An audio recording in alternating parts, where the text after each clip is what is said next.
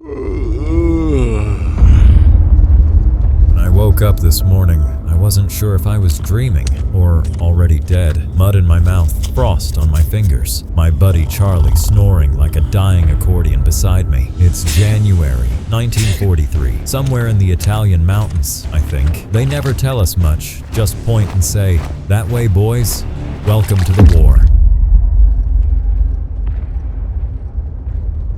Breakfast was a can of cold beans and something they claimed was coffee. I'm not saying it was alive, but it did wiggle a bit. Still, we ate it, laughed about it. That's the thing people don't get.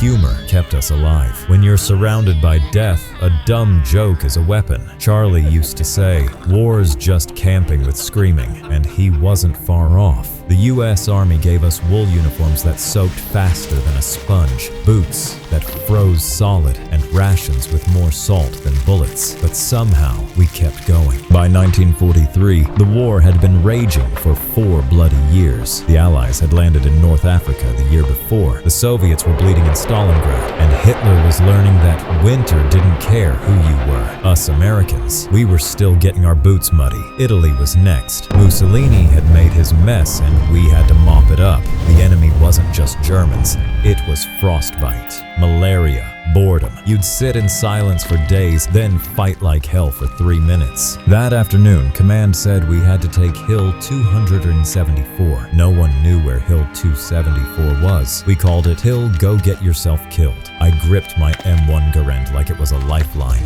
Bullets don't sound like they do in movies. They whisper past your ears. One moment it's quiet, the next it's chaos. A guy 2 feet from me lost his helmet. Not his head, just his helmet. He screamed like it was his favorite child. I laughed, then ducked behind a tree and cried. After the shooting stopped, there was a quiet that fell. A soldier from Alabama pulled out a harmonica. He played "You Are My Sunshine."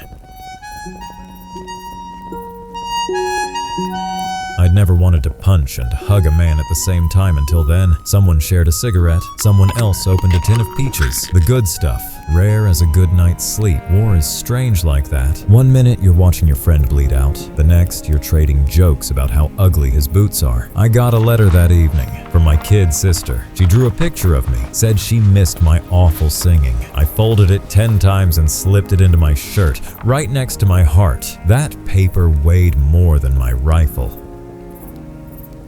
It reminded me that I'm not just a number in a file. I'm someone's big brother, someone's son, someone's reason to come home.